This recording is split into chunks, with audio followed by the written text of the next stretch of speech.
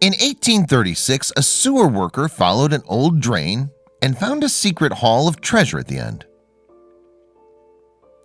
It's 1836, and beneath London's busy streets, a sewer worker is seeing to a checklist of routine repairs when an old drain catches his attention, and he decides to inspect it. Then, after following the course of the underground tunnel, the worker reaches something that he could never have expected. Somehow, incredibly, he had just gained access to the place where a considerable proportion of the city's riches are stored. The Bank of England was established in the wake of a major defeat of the nation's navy. In the Battle of Beachy Head, a clash involving dozens of warships that took place on July 10, 1690, during the 9 Years' War, France overwhelmingly defeated both the Dutch and their English allies. In fact, the Dutch Navy dispatched tens of enemy ships without losing a single one of its own. Afterward, England refocused its efforts on rebuilding its navy into a force stronger than the one that had lost the Battle of Beachy Head. There's one major problem, though. The country had no public funds left, and the government, helmed by William III, could not borrow the £1.2 million, $1.5 million, that it needed. So it was that in 1694, to get the necessary money, the government brought the Bank of England into being. Lenders could pay into the bank with cash, and they would receive banknotes against government bonds. And within less than 2 weeks, William III had raised the £1.2 million necessary to strengthen the country's navy. The foundation of the Bank of England proved to be a major turning point for the country. With the loan secured, England could fund all the industries required to bulk up its navy. This initiative included boosting the country's agricultural sector and setting up ironworks, which provided materials used for building the ships. The kingdoms of England and Scotland then unified in 1707 to become the Kingdom of Great Britain. And with a healthy bank and a booming industry, this newly formed state became exceptionally powerful. Indeed, William III's strengthened navy fought to make Great Britain a principal player on the global stage into the 19th century. The Bank of England, for its part, changed hands when it became a nationalized organization back in 1946. And later, in 1998, it transformed once again, this time into an independent public organization. The more recent change meant that the government's treasury solicitor technically owned the bank, but the bank itself established its own financial policies. Even with all those changes, though, the Bank of England has maintained at least one particular standard for hundreds of years. It has long kept an impressive stock of gold bars in its vaults. After all, many traders invest in gold when the markets become unpredictable, since the value of the precious metal doesn't waver a great deal. What's more, gold can easily be traded between countries. Many, in fact, consider it to be a universal currency because it can cross borders while holding its value. And the bank's London Good Delivery Standard makes trading the precious metal a more straightforward process by ensuring that it has identical gold bars. Gold trading is also physically simpler than it may sound. You see, although one might envision someone lugging carts of gold bars out of vaults, the bars never in fact leave, even when they change ownership. That's because a serial number is allocated to each bar, meaning that when a person trades their bullion, it becomes officially listed as belonging to the new owner. The Bank of England, meanwhile, protects a staggering 4,600 tons of gold, making it the world's 15th largest keeper of gold reserves. It's small wonder, then, that the stockpile is worth a considerable sum. The gold bars apparently boast a value of approximately £156 billion, and about half the precious metal is hoarded in vaults that lie just below the bustling capital city. The Bank of England actually moved to London's Threadneedle Street back in 1734, and it's remained in the same location ever since. Nowadays, the nearby Bank Underground Station is among the capital's 10 busiest. And particularly with such a central location, the financial institution needs plenty of security measures to protect its assets. In 2013, the Bank of England released a fascinating app that allowed users to take a virtual tour of its gold vaults. The app's images showed stacks of gold bars sitting on shelves. And while this might not sound like the most protective way to store such valuable assets, the precious metal doesn't tarnish, nor does it oxidize. Moreover, even if the shelves themselves seem ordinary, the security surrounding the gold vaults is of the highest order. For starters, to enter the vault, one needs a key. And whilst this might sound fairly standard, it doesn't when you learn that the key measures up at 3 feet in length. Then, after the key's been inserted, the individual trying to open the door must use a verbal password. with voice recognition software subsequently allowing their entry. Inside, the vault then spreads over a massive expanse of square footage. Indeed, the amount of floor space is said to be greater than that of what is currently London's 13th tallest building, Tower 42. And the Bank of London needs this much space to hold all of its gold, too. Why? Because if the bank's employees piled too many bars into one area, the bullion would start to slump into the ground. As a final security measure, the Bank of England also envelops its gold in a strong layer of outer protection. The vaults have walls that are each 8 feet thick. In fact, some say that the walls are actually bomb-proof, as the bank's workers found refuge in the vaults during World War II air raids, when the Germans dropped explosives on the English capital. Either way, though, it's clear that the Bank of England prides itself on its level of security. So much so, in fact, that in 1973 the institution got rid of the brigade of guard soldiers who used to patrol and protect the building at night. The financial organization also claims that ever since its foundation in 1694, it has never been the victim of a robbery.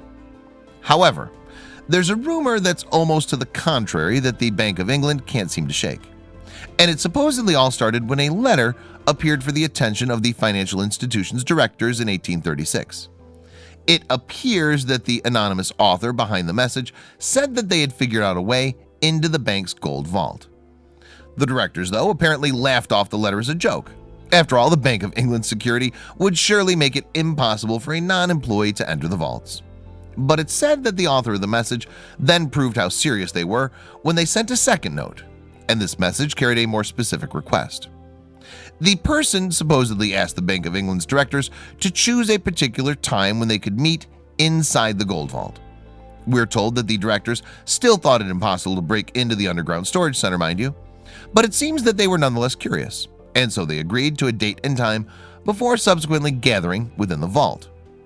The directors apparently hadn't, as mentioned, taken the meeting very seriously, until that is they heard a noise emanating from beneath the vault's floor.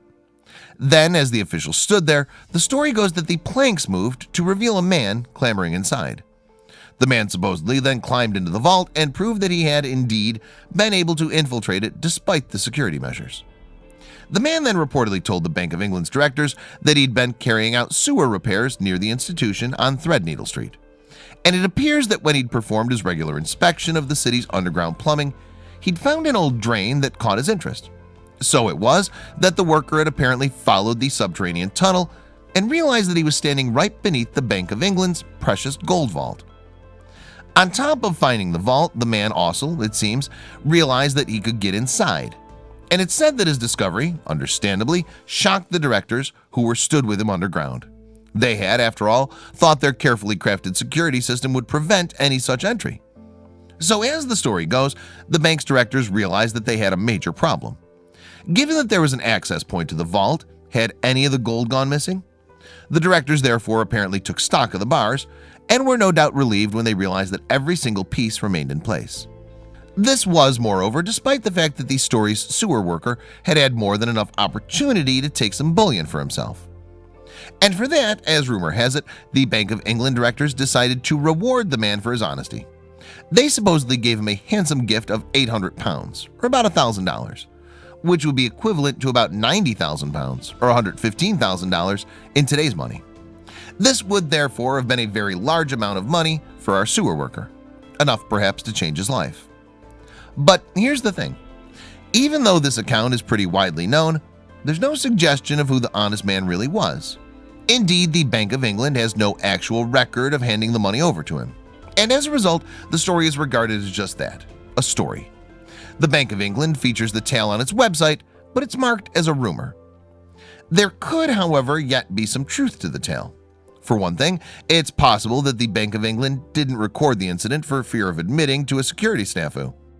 And on top of that, it's known that construction works had actually taken place near the Bank of England around that same time as the man had supposedly happened upon the old drain. If the rumors are true, it's also safe to assume that the Bank of England has since sealed the secret entrance point, so the only way to get inside the building now is if you work there or you want to exchange an outdated Bank of England bill. Otherwise, visitors can learn more about the long-standing financial institution through the Bank of England Museum. But let's broaden our focus a bit. Since 1836, people have, after all, infiltrated vaults in far more brazen and far more lucrative ways. For instance, in 2015, 3 apparently unassuming elderly men named Daniel Johns, Terry Perkins, and John Collins would regularly convene at the Castle, a pub in the Islington area of North London. And the group's meetups, however innocent they may have seemed from the outside, actually had a devious purpose.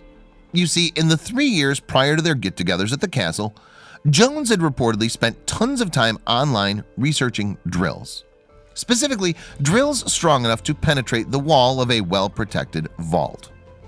And once Jones' meeting with Perkins and Collins had begun, so too did some strange incidents in London's Hatton Garden. This commercial zone is widely known as the capital's jewelry hub, as well as the center of the United Kingdom's diamond industry. Nowadays, in fact, there are more than 55 stores in the area that are dedicated to the sale of jewels. In January 2015, though, one jeweler started to feel uneasy while at work. According to The Independent, Lionel Whiffen sensed that individuals sat in parked vehicles around the area were watching him work at 88-290 Hatton Garden. And 2 months later, someone calling at the building also experienced an unusual incident. To wit, a woman waiting for the elevator there noted that it was taking a long time to arrive. And when it did, it seemed that the doors opened up to reveal an older man in work overalls and with tools all around him. The man apparently smiled at the woman because she could not get into an elevator with so many tools in the space. On April 7th of that same year, however, all these suspicious signs would begin to make sense. On that day, security guards arrived at the safe deposit at 8890 Hatton Garden to find that its contents had been emptied. And at first, the authorities couldn't find any visible signs of forced entry. Then, however, the authorities realized that the burglars had used a drill to cut through the vault's 20-inch thick walls. The thieves had been able to reach the safe deposit area after entering through the building's elevator shaft. And this was a particularly interesting detail given the report of the maintenance man who had blocked the woman from using the elevator just a week prior. Fortunately, police did have some closed-circuit television footage of the men who had allegedly broken into the safe deposit. And so, without knowing their real identities, the media handed out nicknames to the suspected men. They called them Mr. Ginger, Mr. Montana, Mr. Strong, the Tall Man, the Gent, and the Old Man. After the heist, Jones, Perkins, and Collins continued to convene at the Castle, and not just for beer. To the contrary, the trio had business to discuss. They'd planned the heist at the Islington pub. And with the job now completed, they presumably had to figure out how they'd sell their stolen goods without police detection. Unbeknownst to the perpetrators, though, the police had already picked up their scent. Officers therefore watched the trio as they met at the Castle to discuss their private business. Then, so it was that the authorities soon had Collins and Perkins' vehicles bugged. And they heard as the men bragged about their burglary, supposedly the biggest in England's history. Police then eventually descended upon the workshop of a fourth conspirator named Hugh Doyle, and there they found bins full of stolen jewels. Officers even discovered 2 bags full of gems hidden beneath headstones on the graves of Jones' partners' family members. This was thus more than enough evidence for the police to arrest Jones, Collins, Perkins, Doyle, and 5 others for their involvement in the crime. The 4 elderly men who'd pulled off the heist subsequently pleaded guilty, and the courts handed down prison sentences to each of them. And the fact that a gang of old men had perpetrated such a crime caught Hollywood's attention too. The burglary had already inspired 3 films, in fact, including 2018's King of Thieves, starring Michael Caine. Perhaps the rumored 1836 Bank of England infiltration will one day do the same.